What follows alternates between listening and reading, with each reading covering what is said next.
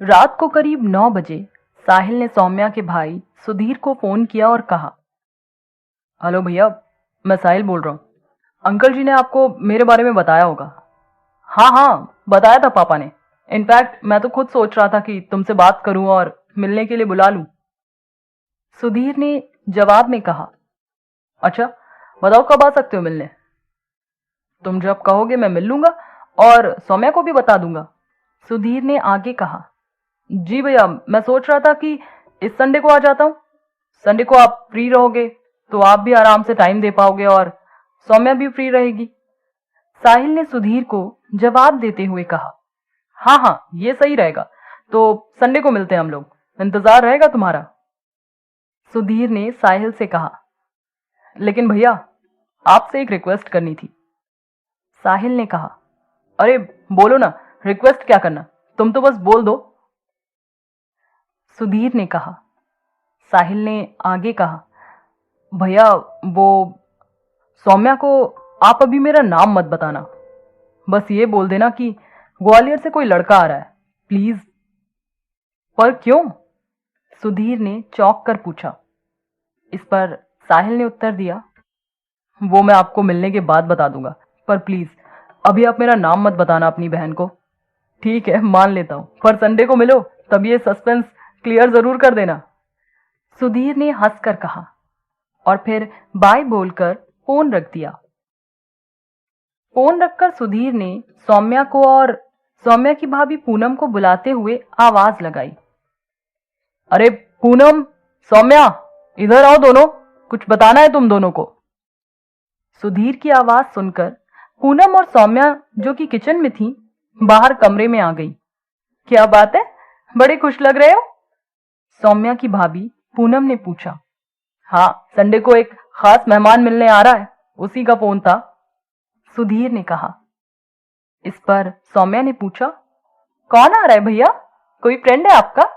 हाँ, समझ सकती हो, फ्रेंड की तरह ही मिलना उससे, कहकर सुधीर सौम्या के सिर पर हाथ रखते हैं और हंसने लगे। सौम्या को कुछ ज्यादा समझ नहीं आया तो वो भाभी की तरफ देखकर पूछने लगी, भाभी बताओ ना कौन आ रहा है, आप जानती हो क्या? इस पर पूनम ने ना में सिर हिलाते हुए सुधीर से पूछा, साफ साफ बताइए ना, पहेलियां क्यों बुझा रहे हैं? अरे ग्वालियर में अपने एक मामा जी रहते हैं ना, राकेश मामा जी, उनके फैमिली फ्रेंड है कोई, उनका बेटा है, वो आ रहा है मिलने, सुधीर ने जवाब में कहा। अच्छा अच्छा, क्या नाम है और कुछ काम से आ रहा है क्या? पूनम ने आगे पूछा। वो दरअसल मम्मी पापा ने उसे पसंद किया है अपनी सौम्या के लिए, और अब पापा चाहते हैं कि सौम्या भी उससे एक बार मिल ले, सुधीर ने आगे कहा। सुधीर की बात सुनकर सौम्या के तो होश ही उड़ गए। उसे अपने कानों पर भरोसा नहीं हुआ, उसे रोना आने लगा। वो दौड़कर अपने कमरे में चली गई।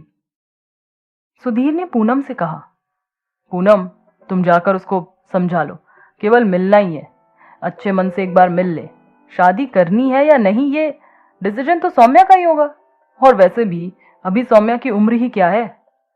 पूनम सौम्या के कमरे में गई और सौम्या को रोता हुआ देखकर बोली, सौम्या क्या हुआ, इतना बुरा किस बात का लग रहा है?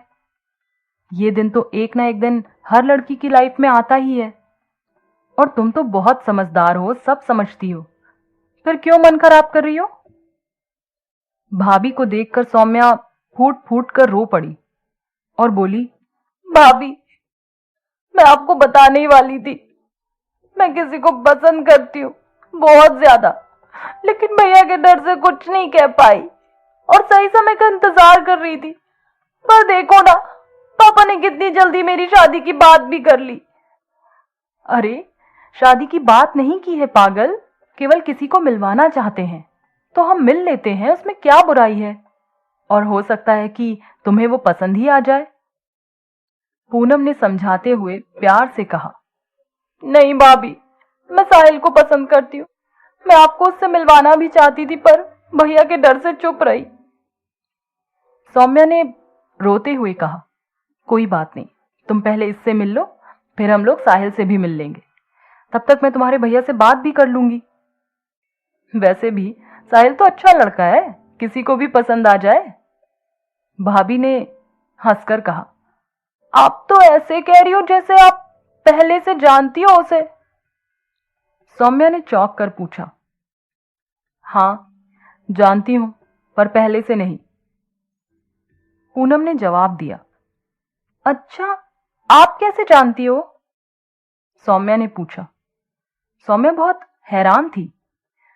अरे वैशाली ने बताया था मुझे, इतना हैरान होने की जरूरत नहीं है। पूनम ने सौम्या का गाल खींचते हुए प्यार से कहा।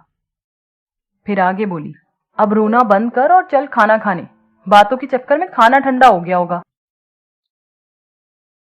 अपनी भाभी की बात सुनकर सौम्या मुस्कुरा दी, पर उसे यह जानकर बहुत अच्छा लगा कि चलो भाभी को साहिल के बारे में पता है, अब वह भैया को तो मना ही लेंगी। खाना खा पीकर सौम्या जब फ्री होकर लेटी तो उसे फिर चिंता सताने लगी। चिंता उस अजनबी की जो संडे को सौम्या से मिलने आने वाला था। उसे गुस्सा भी आ रहा था। सब कुछ इतना जल्दी जल्दी क्यों हो रहा है? काश मैं पहले ही भैया को साहिल के बारे में बता देती, कम से कम यूं किसी अजनबी से मिलना तो ना पड़ता।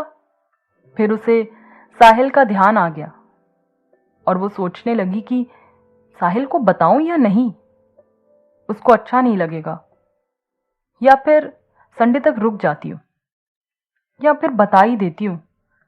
इसी असमंजस में सौम्या कब सो गई उसे पता ही नहीं चला।